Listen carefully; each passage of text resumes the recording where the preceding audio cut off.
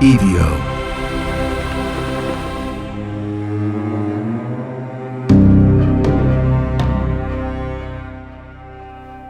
The Winter Olympics celebrate control. Bodies trained to the edge of physics, minds sharpened to precision. Every moment measured, every variable studied, every risk calculated against experience and preparation. Up on the slopes, mastery is visible. But down in the valleys and inside the old churches that have watched these mountains for centuries, there are battles that don't look like sport at all. Battles with no finish line, no stopwatch, no cheering crowd, only a room, a person, and the question of whether something unseen can take hold of the human mind as completely as gravity takes hold of the body. In northern Italy, not far from where the Olympic banners now hang across Alpine towns, there stands a hilltop sanctuary that has been a place of prayer for generations. People go there asking for healing, for relief, for answers to suffering that medicine and time and reason haven't erased.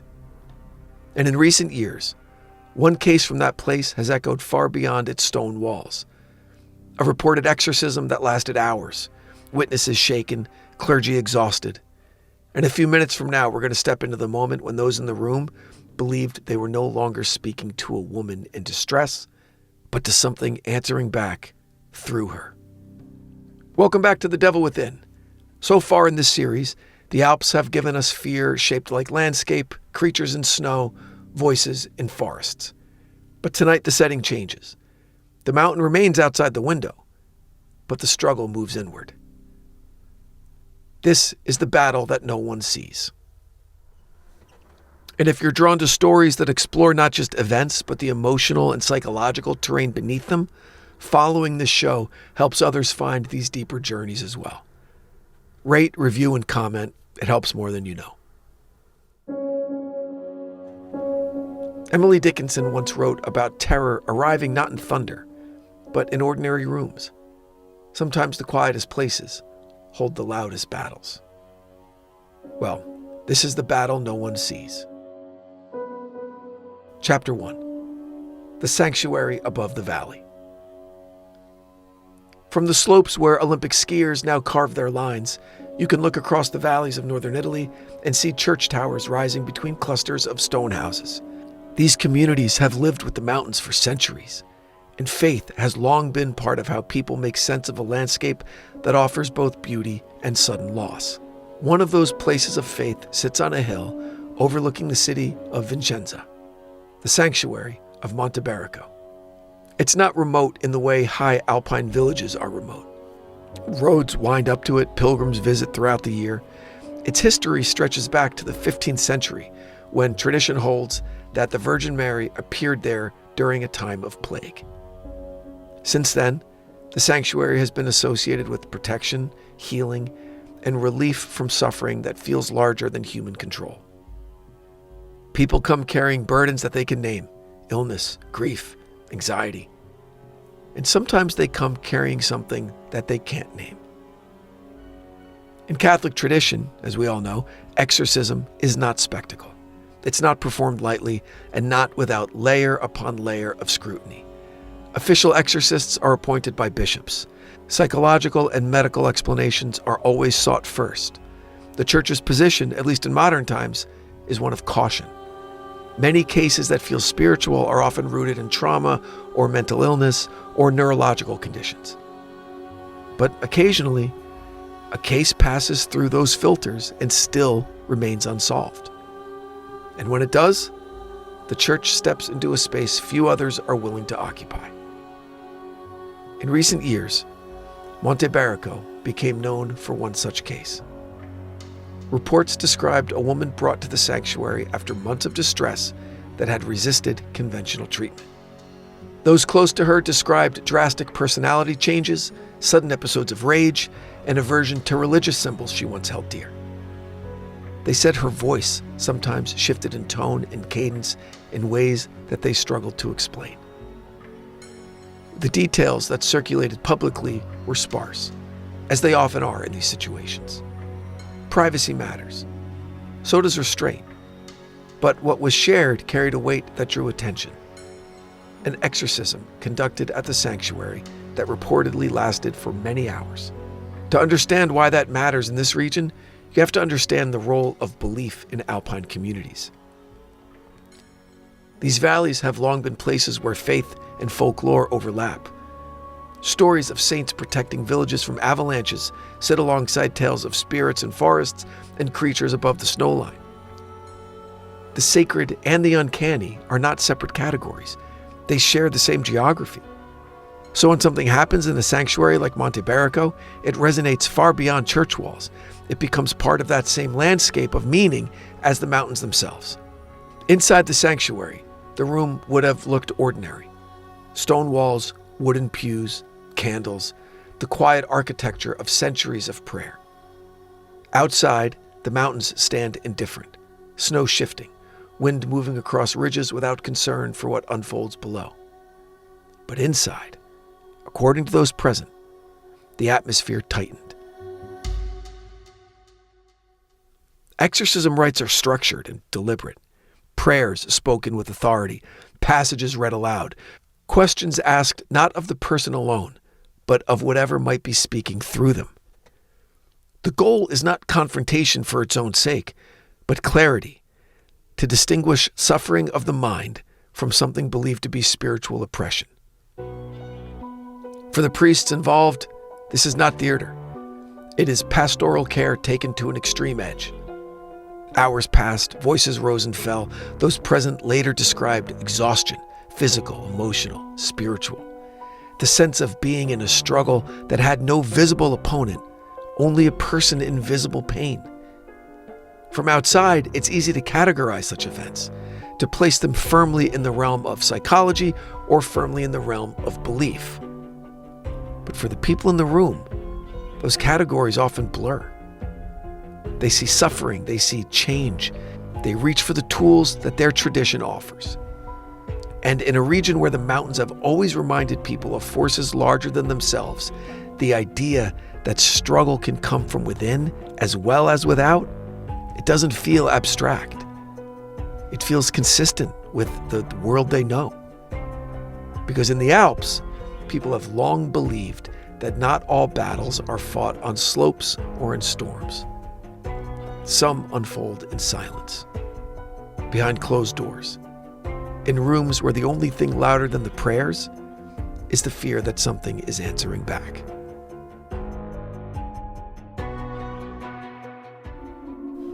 Chapter 2. The room where belief and doubt collide.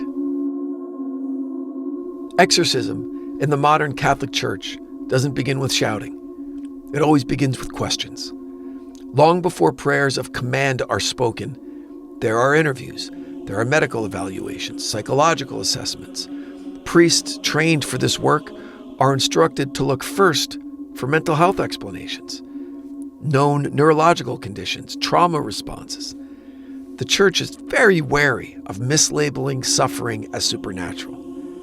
Way too much harm has been done in history when fear replaced understanding. So when a case reaches the point where an exorcist is called, it has already passed through many, many layers of doubt.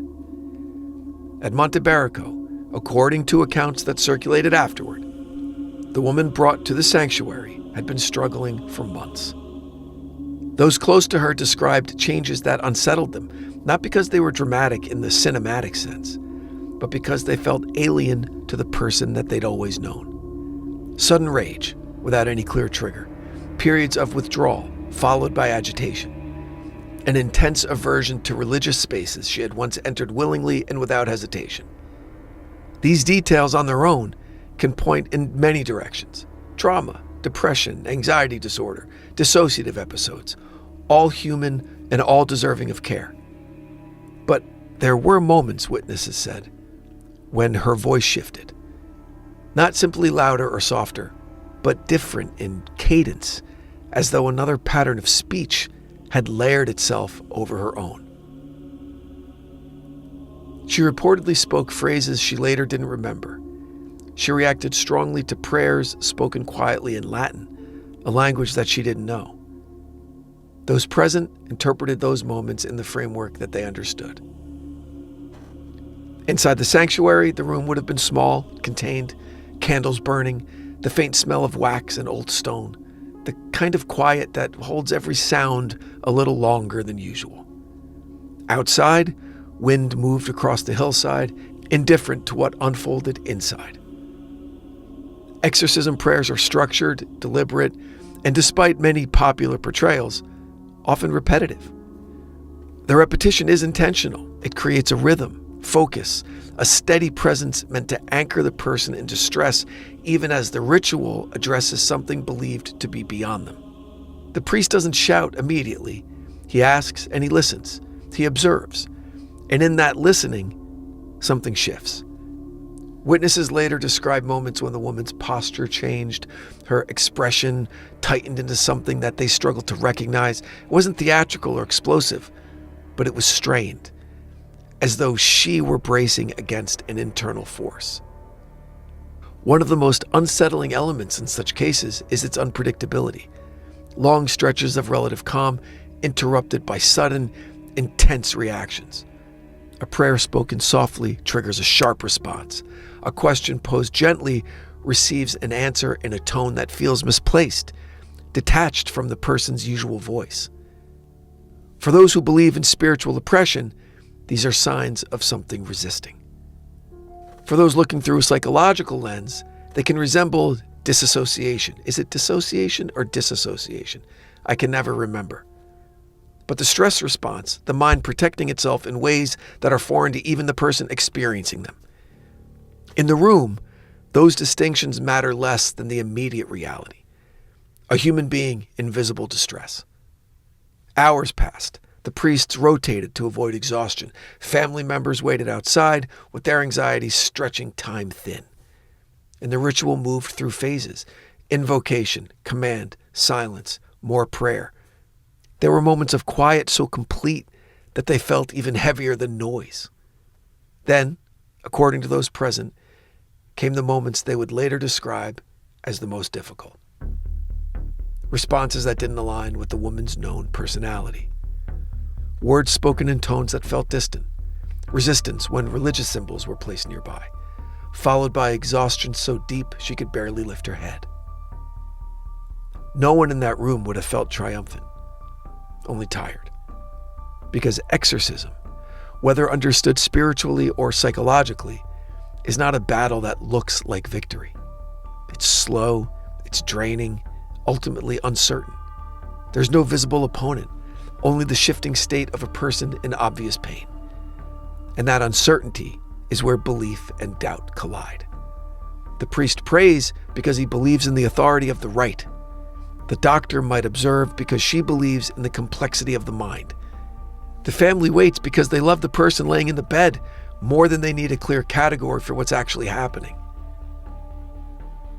By the time the ritual ended, those present were reportedly exhausted, both physically and emotionally. The woman, too, was spent. There was no dramatic finale. There was no cinematic expulsion. Only a sense that something had shifted, that the intensity had lessened, that the room could finally exhale.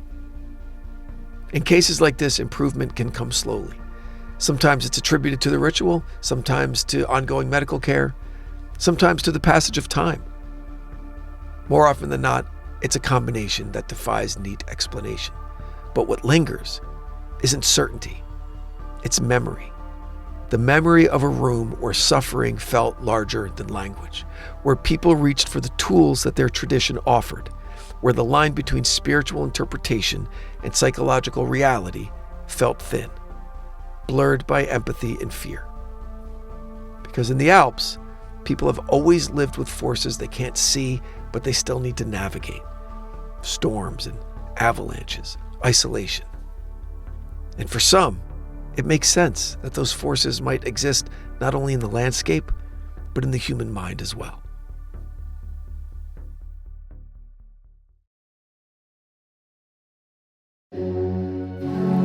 Chapter 3. The Devil Within the Mind. When people talk about possession, they often talk about invasion, something entering, something taking over. something foreign forcing itself into and onto a human life. But sit quietly in the aftermath of a case like the one at Monte Berico, and the picture becomes less about invasion and more about vulnerability. Because whatever language is used, spiritual, psychological, medical, the experience at the center is the same. A person no longer feeling at home in their own mind. That is the part that frightens people most. The idea that the self, the voice we recognize as me, can feel distant or altered or replaced by impulses or emotions that seem to come from somewhere else. In religious frameworks, that somewhere else can be understood as spiritual oppression. In psychological frameworks, it may be dissociation, trauma response, or neurological disruption. But the emotional reality is shared. It feels like losing control of your own interior. And that loss of control mirrors something people in the Alps have always known about the exterior world. You can prepare, train, pray, plan, but the mountain can still change without warning. A clear sky can close in. A stable slope can shift. The world you thought you understood can suddenly behave in ways that don't match your expectations. Possession stories place that same instability only inside the human body. The battleground is no longer snowpack or forest trail. It's perception itself. Modern psychology tells us that identity isn't a single fixed thing. It's layered, it's dynamic, it's influenced by memory and emotion and stress and environment. Under extreme strain, those layers can separate. A person can feel detached from their own actions, from their own voice. They can speak words they don't fully recognize in the moment. They can react in ways that feel alien, even to themselves. To observers, this can look like someone else speaking through them. And in cultures where spiritual language is part of daily life, that interpretation feels natural and coherent and meaningful. Religious ritual, in turn, offers structure to that chaos.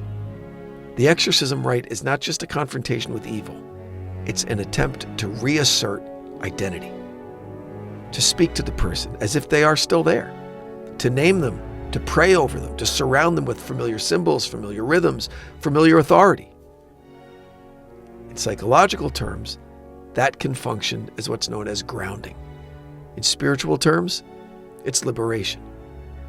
But beneath both interpretations lies the same human fear. What if I'm not fully in control of myself? What if my mind can turn into a landscape that I don't recognize? That fear is ancient. It predates psychiatry and theology alike. It lives in the part of us that depends on continuity. The sense that we're the same person today as we were yesterday, that our thoughts belong to us, that our emotions, however intense, arrive from somewhere that we can trace. And when that continuity fractures, we reach for stories. In the mountains, those stories became creatures in snow and voices in trees. Inside that sanctuary, the story became a struggle between spirit and self. But the devil within may not be a being at all. It may be the fragile boundary between who we think we are and what the mind is capable of under pressure. Now, that doesn't make the suffering less real. If anything, it makes it even more urgent. Because whether someone understands their pain through faith or psychology, they still need help. They still need others to sit in the room with them, to speak words of reassurance, to remind them that they're not alone in a moment that feels like isolation even from themselves. The priests at Monte Berico didn't walk into that room looking for spectacle. They walked in because a human being was suffering in a way that defied any easy explanation, and their tradition gave them a way to respond. Outside, the mountains remained unchanged. Snow shifted on slopes. Wind continued to move across the ridges. The natural world carried on without awareness of the small, intense drama unfolding inside stone walls below. And maybe that contrast is the quiet heart of the story. The Alps remind people constantly that they're not in control of everything or anything, that there are forces so much larger than themselves, visible and invisible. It's not a stretch in such a place to believe that struggle might come not only from storms and avalanches, but from within. So the devil within may be less about a literal presence and more about the human confrontation with limits, the limit of understanding, the limit of control, the limit of certainty. And standing at those limits, people reach for the language that feels truest to them. Some call it illness, some call it oppression, but all of them call it suffering. When the Winter Olympics come to the Alps, we see human control at its peak. Precision, strength, bodies doing exactly what minds tell them to do. But those same mountains have always reminded people that control is never complete. Storms still come, slopes still shift, and sometimes the place where certainty falters is not out on the ice or snow, but inside the human mind. Maybe possession stories endure not because we want to believe in demons, but because they give shape to something we all sense at the edges of experience. That we are not entirely self-made, not entirely self-directed, and not entirely immune to forces that we don't fully understand. And in a world where the mountains remain vast and indifferent, that vulnerability, it feels familiar. On the next episode, we travel back in time to a painting in an Alpine sanctuary that captured a moment where people believed that evil had a face and it was forced out into the open. A story preserved not in memory alone, but in art. Thanks for listening. The Devil Within is an EVO production, recorded live at Bel Air Studios in Los Angeles, California. For The Devil Within, I'm your writer and host, Brandon Morgan.